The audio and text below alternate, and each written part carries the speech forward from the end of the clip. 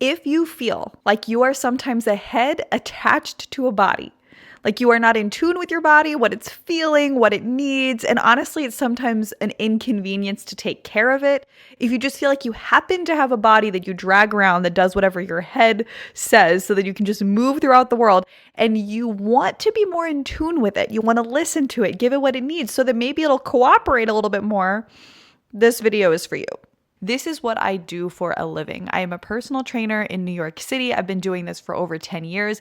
And what I consider my biggest accomplishment is not the transformations that I help clients with on the outside, but what happens on the inside. Because when you start to do this, when you start to tune into your body's wisdom, you start to get sick less often. There's some exceptions to that, but I'll go into that deeper later. You start to have less aches and pains. You start to pay attention to when you're hungry and full. So often you might happen to lose weight. You might start craving healthier foods. I argue that you do not have a motivation problem. I would argue instead, you might be acting like you and your body are not on the same team. Versus what we're going to get into where you feel like, oh my goodness, this is me. This is not just a part of me. Your body is part of what it means to be you. Now, of course, there's, the mind. Some people believe in the soul. There's all sorts of other things, but your body is absolutely an integral part of who you are. This is going to be a shorter episode because I want to give you a few actionable steps that you can apply today. And the one disclaimer that I'll give, and then we'll jump right into those action steps, right into the meat of it, is some people that have had major trauma, I'm talking about capital T trauma, occasionally as you start to get in tune with your body or do body work, it might kick up certain emotions if you have not done therapy or worked through those before. And there's books and resources that go into this connection between our emotions and our physical body, such as The Body Keeps the Score and John Sorno's book on healing back pain. So if someone, for instance, does a yoga class, they might suddenly feel all sorts of things come up because they haven't slowed down and tuned into their body and had that stillness before.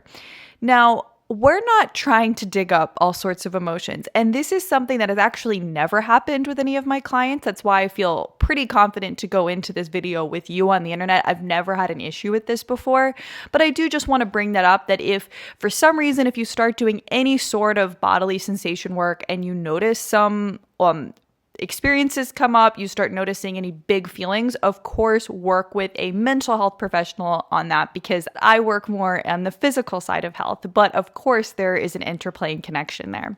So what is this method? So I'll give you two examples from my own life, and then we're going to do some exercises. One example is that I did not realize that a lot of my back pain was caused by sitting in a certain kind of chair until I started to not exactly keep a log on paper. I didn't write out, oh, this is when I have back pain. It's after I sit in this chair. I just started to notice, where is my back pain? How severe is it? What time of day does it come up? What actions usually precede it? And then how long does it last after? And then I realized, you know what? It's that kitchen chair. And if I sit in a different chair, I do not have back pain. Now, not everyone's back pain is going to be that simple, but I've seen a lot of clients where that is the case, where it is something that simple. Another example is that often I will catch a cold if I go out and drink and don't get much sleep. And so I've basically cut out alcohol. And since then, who knows? This might always change down the line, but I very rarely catch colds now, maybe one a year. And I'm usually able to fight it off within a couple days versus being knocked out for a week or two because I'm listening to my body and noticing, oh, I should take it a little bit easy. I'm getting kind of run down. I've noticed that often the kinds of people that get sick often, apart from, certain immune system issues or having a 2-year-old that's getting sick a lot at school. Let's just say you have your typical type A New Yorker. They will often not notice that they're starting to get run down until they're a couple days into a cold and they're completely not having energy there. And then maybe they're down for the count for a couple weeks. So it's noticing sooner and it's noticing variables that often coincide with our actions these things can help us take different actions because we're listening to our body and noticing these cause and effects. So if we were to boil this down to a method, it would be to start to ask certain questions. And these can be broad or specific. I've heard a couple therapists ask this in terms of emotions, but I think we can do it in terms of bodily sensations. How do I feel? We're going to do this together right now. How do you feel? I am going to give you my answer, and I'd like to hear yours. I'm a little warm. This sweater with these pants is a little warm being near my radiator. I feel a little bit high energy because I'm having to, I get the pleasure of talking to you, but I'm having to be on to relay a certain amount of energy. And that is most of it. When I really check in, which if we were really going to do a body scan, which is another technique you can apply where you check in on each level of the body. What do I feel in my feet? What do I feel in my lower leg? What do I feel in my upper leg? And you really go through it, you will start to notice more. For instance, you might not have noticed whatever is connecting you to the ground right now. You might not have noticed the sensation of your butt against the chair, the sensation of your feet against the ground, the sensation of maybe the fabric and how that feels against your skin. But as soon as you pay attention to it, you notice. And it shows the selective awareness that we all have. We cannot be aware of everything all the time. So our brain is choosing what to focus on. And that's really the whole point of this, is that if you've been tuning out your body for a long time, you've been paying attention to other things. You've been paying attention to what other people think of you. You've been paying attention to your work. You've been paying attention to familial obligations. You've been paying attention to just different things in your past or thinking ahead to your future versus the body forces us to be present. The body is here and now with you at all times in these different snapshots in time. And all you're doing, I tell people in a book I wrote on this that I'll link down below, is it's like a dimmer. It's like a light switch. At first, when you start to ask these questions, you might just get the tiniest bit of light.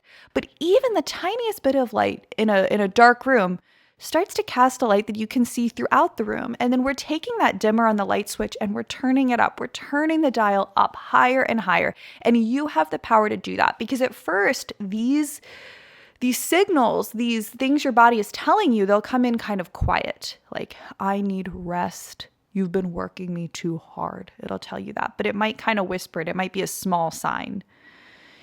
And then suddenly, the more you listen to it, it will come to you louder and louder. It will be the true companion that it is, the part of you that it is. You'll be integrated. And so continuing on these questions, we talked about therapists, say like, how do you feel? And so you can pause this if you want and answer those questions. The next one is, what do I need? What do I want?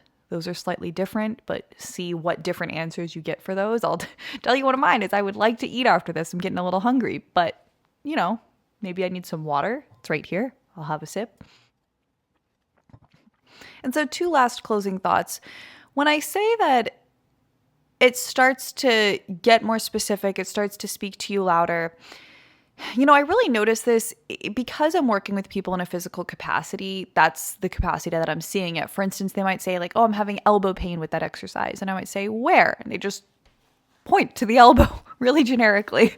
And I'll say, well, like, no, is it the inside? Is it the outside? Does it connect here? And then they'll do the move again. It's like, oh, it's here. So if they asked where specifically within the elbow, the answer would be there. But without asking the question, your body won't necessarily tell you. We get these very generic answers. So it's kind of like talking to a friend or doing a journaling exercise. The more specific the question, the more we listen, the more we give that open space for an answer, the more specific our body will be with us. And I have had a client jokingly say like, oh, this is a blessing and a curse because she used to kind of ignore her neck pain, for instance, and now she's making certain changes about it and super aware of it. So there might be a strange time where it's like, oh, now I'm aware of all these things I'm feeling, but I do think it's a gift. And, maybe in another episode, I could have a therapist on here or give some advice that I read on resources that I read from a therapist. There is a connection between physical sensations and emotions. You feel butterflies in your stomach, racing in your heart, or buzzing in your head. It's like these physical sensations are also tied to emotions, and often, stress has different manifestations in our body. So they're not separate, but here we're mostly just focusing on physical sensations and getting in tune with your body because it can have an amazing impact on your life. It really can. And lastly, to give you this final takeaway of a bit of homework that has really been helpful to me is asking yourself, if you were to make 3 changes for your body, the 3 most important steps you need to take, whether that's low-hanging fruit stuff that's pretty easy to change, that you can do that would make an impact, or the things that you've been neglecting for years, what are the 3 most important things? What are the 3 most pressing things that your body is telling you that it needs?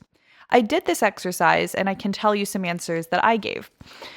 One of them is I was dealing with a thumb/wrist issue for a long time. So you see me in these braces. I got a diagnosis about 9 months ago and it wasn't helping. And I would never have let a client ignore it for this long, but it shows how hard this is, that it's hard to take care of ourselves sometimes. It's just like, oh, it's fine, it'll get better, it's not that bad. But I can't even demo a high plank for a client. And that's not okay because it shows that there's an issue with my body. And the problem is healthcare in the US, sometimes I think I was avoiding like the bill, like, oh, I don't want to, who knows how much the bill will be from the doctors. Maybe I can figure this out on my own by doing stretches and whatnot. But I booked a follow-up appointment and I now have a treatment plan from this sports medicine doctor that is based on a more accurate diagnosis. Because the first thing that I said I needed to do for my health when I sat down and redid this exercise, because I've done this at different times in my life. So that step was see some specialists that I need to that I've been putting off. Another step that I listed was adding more mindfulness practices. And for me, that could be journaling. It could be going for a walk with no input and just being present, or meditation.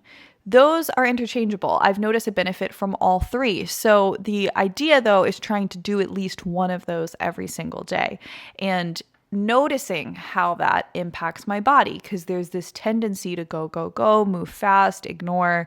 And I know that these practices calm my nervous system. It's been proven to, lower inflammation, and something in my body's wisdom is saying, you really need this right now. This is a missing component of your health plan. You might lift weights, you might eat your vegetables, you might get enough sleep, but this component is what my body is saying, you need this, especially right now at this phase in your life. This is what's coming up for you. And I had a couple other, but I realized that this is getting a little bit longer and I don't know how helpful my examples are for you. I think what matters most is that you take some time today or tomorrow and make a list. What would be the most important things for you to do for your health? Because I do this with my clients all the time. They'll tell me different things they need to do, with sleep or this or that, and all these different habits they want to change. And if I just say what would be the most important 1 to 3?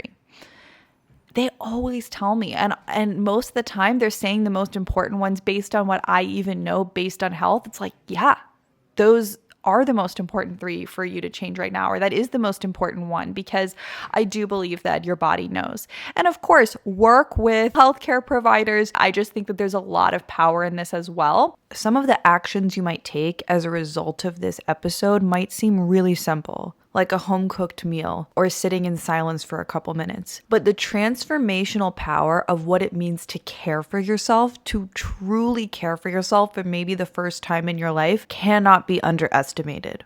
But let me know how it goes for you. The idea of simply asking and the answers that come up, you don't necessarily have to share them, but do you get a clear answer, and how does it go when you apply that answer? That's what I'd love to know. Thank you for being here and for listening to your beautiful full being, that part of which is your body. And thank you for not ignoring it. We've all been there. I know I have in the past, and that's why it's changed my life so much to tune into it. And I hope it does yours as well. See you next week, next Thursday on this channel or my other channel. And all of these, the audio version is on the podcast as well. All this is linked down below. See you next time.